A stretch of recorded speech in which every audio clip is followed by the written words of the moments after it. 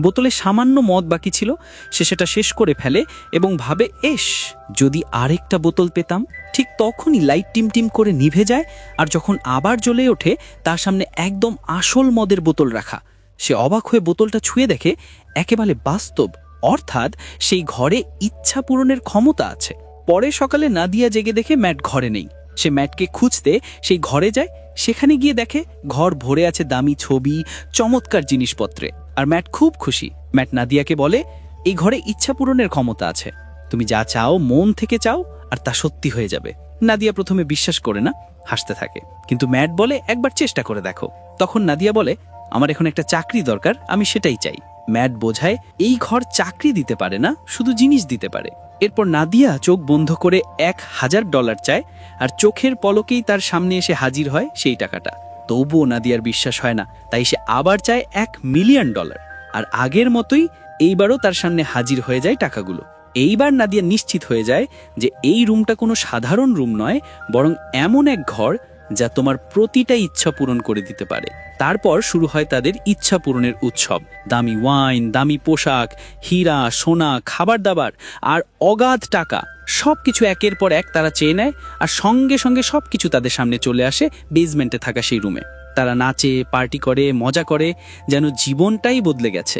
কিন্তু এই সুখ সমৃদ্ধির দিনগুলো বেশি দিন থাকে না। তাদের জীবনের সবচেয়ে অন্ধকার সময় শুরু হতে যাচ্ছে।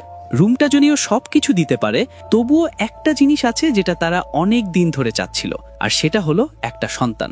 একদিন ম্যাট নাদিয়াকে একটা ছোট্ট বাচ্চার দোলনা উপহার দেয়, ইঙ্গিত দেয় আমাদের একটা চেষ্টা করা উচিত। কিন্তু নাদিয়া রাজি হয় না, কারণ তার আগেও 2 বার গর্ভপাত হয়েছিল।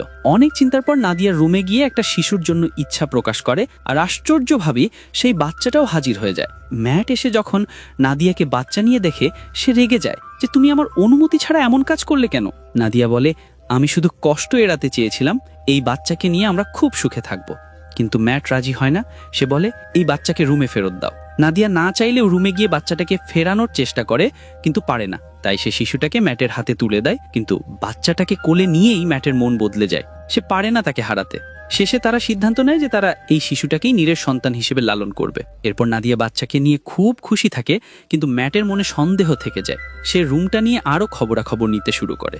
জানতে পারে যে সেই ছেলেটি যে তার নিজ মা বাবাকে হত্যা করেছিল, সে এখনো বেঁচে আছে এবং একটি মানসিক হাসপাতালে আছে। তখন ম্যাট কিছু টাকা নিয়ে হাসপাতালে যায়। সেখানে নার্স জিজ্ঞেস করে, আপনি কি রিপোর্টার? গত 45 বছর ধরে কেউই এই লোকটাকে দেখতে আসেনি। ম্যাট বলে, হ্যাঁ আমি রিপোর্টার। কিছুক্ষণ পর বয়স্ক দুর্বল জন আসে। সে বসে ম্যাটের দিকে তাকিয়ে বলে, আমি তোমারই অপেক্ষা করছিলাম। ম্যাট অবাক হয়ে জিজ্ঞেস করে, তুমি এই রুম সম্পর্কে কি জানো, আর তুমি তোমার বাবা মাকে কেন মেরেছিলে? জন হাসে আর বলে, আমি ওদের মারিনি, সেই রুম আমাকে দিয়ে ওটা করিয়েছিল। তারপর জন হেসে বলে, আমি জানি তুমি এখন খুব মজা করছো, দামি পোশাক, দারুণ খাবার, আনন্দ, কিন্তু খুব তাড়াতাড়ি তোমাকে এর মূল্য দিতে হবে। যত তাড়াতাড়ি সম্ভব এই বাড়ি ছেড়ে দাও। ম্যাট ভাবে জনের মাথা খারাপ হয়ে গেছে, তাই সে ফিরে আসে। ফেরার পথে পেট্রোল পাম্পে গাড়িতে তেল ভরতে থামে। পেট্রোল ভরার পর যখন ম্যাট টাকা দেওয়ার জন্য পকেটে হাত দেয়, তখন তার হাতে টাকার বদলে ছাই বের হয়। এটা দেখে সে অবাক হয়ে যায় এবং অন্য পকেট থেকে টাকা বের করে কর্মচারীকে দেয়। তারপর সরাসরি বাড়ি ফিরে আসে। সে ভাবতে থাকে, যাওয়ার সময় তো অনেক টাকা পকেটে রেখেছিল, তাহলে হঠাৎ সব টাকা কোথায় গেল? এই ব্যাপারটা নিশ্চিত হওয়ার জন্য সে রুম থেকে উইশ করে পাওয়া কিছু টাকা জানালা দিয়ে বাইরে ফেলে দেয়, আর সঙ্গে সঙ্গে সেই টাকাগুলো ছাইয়ে পরিণত হয়। এরপর সে রুম থেকে ইচ্ছে করে পাওয়া একটা পেইন্টিংয়ের অর্ধেক ঘরের ভেতরে আর অর্ধেক বাইরে রাখে। কিছুক্ষণ পর দেখা যায় যে অংশটা ঘরের বাইরে ছিল সেটা ছাই হয়ে গেছে, আর ভেতরের অংশ ঠিকঠাক আছে। এটা দেখে ম্যাট বুঝে যায় রুম থেকে যা কিছু পাওয়া যায় সেগুলো ঘরের বাইরে নিলেই তা সঙ্গে সঙ্গে নষ্ট হয়ে ছাই হয়ে যায়। তারপর সে রুমের দেওয়াল ভাঙতে শুরু করে, জানতে চায় রুমের ভেতরে আসলে কি লুকানো আছে। কিন্তু দেয়ালের ভেতরে শুধু জট পাকানো তার ছাড়া আর কিছুই নেই। দেওয়াল ভাঙার শব্দে নাদিয়া সেখানে চলে আসে। নাদিয়া বাচ্চাটাকে কোলে নিয়ে বাইরে যেতে চায়, কিন্তু ম্যাট তাকে বাধা দেয়। সে আসল কারণটা বলে না, কিন্তু রুম থেকে পাওয়া জিনিস বাইরে নিলেই তা শেষ হয়ে যায়। তবুও নাদিয়া শিশুটাকে নিয়ে বাইরে বের হয়। সঙ্গে সঙ্গে শিশুটি কান্না শুরু করে, তার শরীরের রং বদলাতে থাকে। এটা দেখে নাদিয়া চিৎকার করে ওঠে। ম্যাট দৌড়ে গিয়ে তাদের দুজনকে ঘরের ভেতরে নিয়ে আসে, কিন্তু তখন দেখা যায় শিশুটি আর ছোট নেই, সে মুহূর্তের মধ্যে 8 বছরের এক বালকে পরিণত হয়। ম্যাট সব সত্যি কথা নাদিয়াকে বলে দেয়। এই রুম আমাদের সব ইচ্ছে পূরণ করতে পারে, কিন্তু রুম থেকে পাওয়া কোনো কিছু বাইরে নেওয়া যাবে না, নিলে তা ছাই হয়ে যাবে। এটা শুনে নাদিয়া ভীষণ কষ্ট পায় এবং ঠিক করে যে তারা এই শিশুটিকে ঘরের মধ্যেই রাখবে, কখনো বাইরে যেতে দেবে না। এভাবেই তাদের দিন কেটে যায়। নাদিয়া শিশুটিকে নাম রাখে সেন, ঘরের মধ্যেই সব শেখায়। কিন্তু সেন অন্য শিশুদের মতো নয়, সে কারুর কথা শোনে না, তার আচরণ অদ্ভুত, সে খাবারের বদলে বরফ খেতে ভালোবাসে। তবুও নাদিয়া তাকে খুব ভালোবাসে। নাদিয়া সেনকে বোঝায় বাইরে খারাপ মানুষ আছে যারা তোমাকে মেরে ফেলবে, তাই বাইরে যাওয়া যাবে না। সেন মন খারাপ করে জানালা বা দরজার ফাঁক দিয়ে বাইরের পৃথিবী দেখতে থাকে। যখনই নাদিয়া বাইরে যায় সে দরজায় তালা লাগিয়ে যায়, যাতে সেন বেরোতে না পারে। একদিন সেন ঘরে বসে স্নো গ্লোব নিয়ে খেলছিল, তখন ম্যাট এসে তাকে বকতে থাকে। ভয়ে সেনের হাত থেকে গ্লোবটা পড়ে গিয়ে ভেঙে যায়। এতে সেন খুব কষ্ট পায়। রাতে সে চুপি চুপি নাদিয়ার ম্যাটের কথা শুনে তারা রুমের বিষয়ে আলোচনা করছিল। সেনের সন্দেহ হয় এই রুমে নিশ্চয়ই কিছু গোপন রহস্য আছে। সে টর্চ নিয়ে ঘুরতে ঘুরতে বেসমেন্টে যায়, যেখানে অনেক তার জুটিয়ে আছে, আর সেখান থেকে সরাসরি সেই রহস্যময় রুমে পৌঁছে যায়। রাতে পুরো বাড়ির আলো ঝলমল করতে থাকে, কিন্তু নাদিয়া আর ম্যাট ঘুমিয়ে থাকায় কিছু বুঝতে পারে না। সকালে ম্যাট দেখে বিছানার পাশে একটা নতুন স্নো গ্লোব পড়ে আছে, আর পুরনোটা ভাঙা অবস্থায় দূরে। সে অবাক হয়ে নাদিয়াকে জাগায়, তুমি কি এটা রুম থেকে ইচ্ছে করে এনেছো? নাদিয়া বলে, না, আমি কিছু চাইনি। তখন আলো আবার ঝলমল করতে শুরু করে, আর ম্যাট বুঝে যায় এটা সেনের কাজ। দুজনেই দ্রুত রুমে যায় এবং দেখে সে নিজের জন্য একটা বিশাল আউটডোর ওয়ার্ল্ড তৈরি করেছে, যেখানে আকাশ, জঙ্গল সবকিছু আছে। সে আনন্দে সেখানে খেলছে। নাদিয়া খুশি হয়ে তার সঙ্গে খেলতে শুরু করে, কিন্তু ম্যাট ভয় পায় যদি সেন কোনো বিপজ্জনক জিনিস যেমন বন্দুক ইত্যাদি চায়। তাই সে সেনকে টেনে ঘরে নিয়ে আসে এবং রুমের চাবি নিজের কাছে রাখে। কিন্তু নাদিয়া ম্যাটকে থামায়। সে বলে, আমরা ওকে বাইরে যেতে দিই না, এখন সে নিজের একটা দুনিয়া বানিয়েছে, ওখানে তার কোনো বিপদ নেই, ওকে অন্তত ওখানে খেলতে দাও। এইভাবেই তাদের জীবনে রুমের রহস্য আরও গভীর হতে থাকে। ম্যাট নাদিয়ার কথা শোনে না এবং বলে যে সেন এখনো বাচ্চা, সে বুঝতে পারে না। ম্যাট ভয় পায় যদি সেন ভুল করে ওই রুম থেকে এমন কিছু চেয়ে নেয় যা তাদের দুজনের জন্য বিপদ ডেকে আনে। ঠিক তখনই ফোন বেজে ওঠে, আর অনুমতি না থাকা সত্ত্বেও সেন ফোন ধরে ফেলে। কিন্তু ম্যাট তাড়াতাড়ি ফোনটা কেড়ে নিয়ে নিজেই কথা বলতে শুরু করে। ফোনের অন্য প্রান্তে ছিল জন। সে সেনের কণ্ঠ শুনে বুঝে যায় যে ম্যাট ওই রহস্যময় রুম থেকে একটা বাচ্চা চেয়েছে। এরপর ম্যাট সব সত্যি জানিয়ে ফেলে। সে বলে কিভাবে তারা সেনের হাত থেকে মুক্তি পেতে পারে। এদিকে রান্নাঘরে থাকা আরেকটা ফোন দিয়ে নাদিয়া চুপি চুপি তাদের পুরো কথোপকথন শুনতে থাকে। জন নাদিয়াকে নিজের আসল পরিচয় দেয়। সে বলে,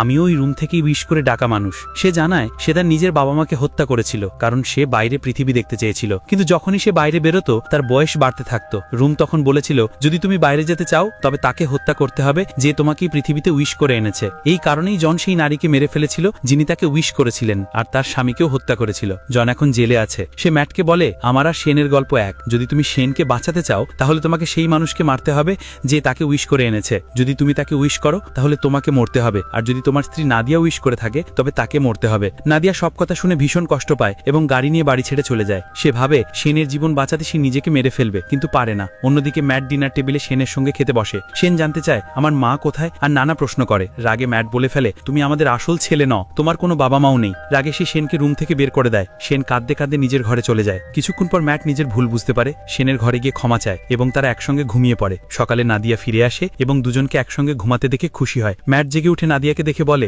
আমি তোমাকে নিয়ে খুব চিন্তায় ছিলাম, সেনের উপর রাগ করে ভুল করেছি, আমাকে মাফ করো। কথাবার্তার সময় তারা একে অপরের কাছে আসে আর রুমে ঘনিষ্ঠ মুহূর্তে জড়িয়ে পড়ে। তখন সেন চুপি চুপি দরজার আড়াল থেকে সব দেখছিল। তারও নাদিয়ার প্রতি আকর্ষণ জন্মায়, তাই সে অপেক্ষা করে কখন তারা ঘুমিয়ে পড়বে। রাত গভীর হলে সেন ম্যাটের পকেট থেকে বাড়ির চাবি চুরি করে বাইরে চলে যায়। সকালে ম্যাট আর নাদিয়া দরজা খোলা দেখে ভয় পায়, ভেবে নেয় সেন হয়তো মারা গেছে। কিন্তু কিছুক্ষণ পর বাড়ির এক কোণে তারা দেখে সেন এখন বড় হয়ে গেছে, যুবক ও শক্তিশালী। সে তাদের দিকে বন্দুক তাক করে। নাদিয়া বোঝানোর চেষ্টা করে, কিন্তু ম্যাট তার উপর ঝাঁপিয়ে পড়ে এবং লড়াই শুরু হয়। এই সময় নাদিয়া পড়ে গিয়ে অজ্ঞান হয়ে যায়। কিছুক্ষণ পর ম্যাট বলে সেন ভুলবশত গুলিতে মারা গেছে। নাদিয়া কাঁদতে থাকে। ম্যাট তাকে সান্ত্বনা দিয়ে ঘরে নিয়ে আসে। কিন্তু এখানেই গল্পের সবচেয়ে বড় মোড়। যে ম্যাট এখন নাদিয়াকে ঘরে এনেছে সে আসলে আসল ম্যাট নয়, বরং সেন, যিনি রুমে উইশ করে নিজেকে ম্যাটের রূপে বদলে নিয়েছে। অন্যদিকে আসল ম্যাট বুঝে যায় যে সে একা এই বাড়ির ভেতরে আটকে পড়েছে। করেছে। সেন তার স্ত্রীকে এই বাড়ি থেকে ইচ্ছার মাধ্যমে অন্য এক বাড়িতে স্থানান্তর করে দিয়েছে। এখন ম্যাট প্রাণপণে চেষ্টা করতে থাকে বাড়ি থেকে বেরোনোর জন্য এবং দেয়াল ভেঙে ফেলতে শুরু করে, কিন্তু দেয়াল জুড়ে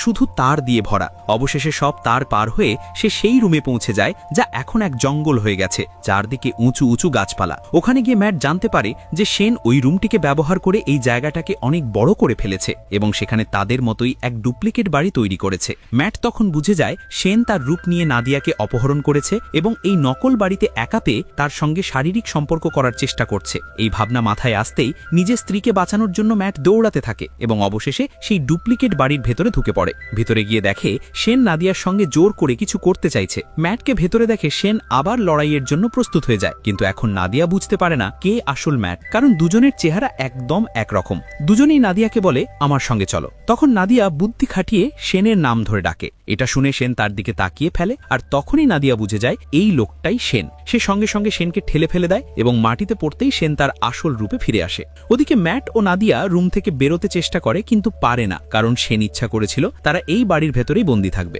অনেক চেষ্টার পরও যখন বেরোতে পারে না, ম্যাট এক বুদ্ধি খাটায়। সে ইচ্ছা করে যে আমাদের দুজনের নতুন রূপ এই বাড়ির ভেতরেই থাকুক আর আমাদের আসল রূপ বাড়ির বাইরে চলে যাক। ঠিক তখনই সেন এসে ম্যাটকে ছুরি মেরে হত্যা করে ফেলে। তারপর নাদিয়াকে বোঝাতে থাকে যে তুমি ম্যাটকে ভুলে যাও আর আমার সঙ্গে থেকো, কিন্তু কথাবার্তার মাঝে সে বুঝতে পারে যে এরা আসলে ম্যাট ও নাদিয়ার ক্লোন। এদিকে আসল ম্যাট ও নাদিয়া রুমের বাইরে দৌড়ে জঙ্গলের দিকে পালিয়ে যায়। এটা দেখে সেন প্রচণ্ড রেগে গিয়ে তাদের পেছনে দৌড়ায়। ম্যাট ও নাদিয়া তাদের আসল বাড়িতে পৌঁছে যায়। সেনও সেখানে এসে ম্যাটের উপর আক্রমণ করে, কিন্তু ম্যাট বুদ্ধি খাটিয়ে সেনকে জোরে ধরে নিয়ে গিয়ে বাড়ির বাইরে ফেলে দেয়। সেন নিজের প্রাণ বাঁচাতে দরজার দিকে ছুটে আসে, কিন্তু ভেতরে ঢোকার আগেই নাদিয়া দরজাটা বন্ধ করে দেয়। তখন সেন নাদিয়াকে ফুসলানোর চেষ্টা করে, দয়া করে মা আমার জন্য দরজা খুলো। কিন্তু নাদিয়া এখন সব বুঝে গেছে। সে কাঁদতে কাঁদতে দেখে সেনের দেহ ধীরে ধীরে বুড়ো হতে থাকে, পচে গলে যায় আর শেষে ছাইয়ে পরিণত হয়। নাদিয়া এগিয়ে গিয়ে তার সেই ছাই হাতে নিয়ে কাঁদতে থাকে, কারণ সে সেনকে নিজের ছেলে মনে করেছিল। তারপর ম্যাট এসে তাকে জড়িয়ে ধরে আর দুজন একে অপরকে আলিঙ্গন করে। শেষ দৃশ্যে দেখা যায় কয়েক মাস পরে ম্যাট ও নাদিয়া এক ছোট্ট বাড়িতে শান্তিতে বসবাস করছে।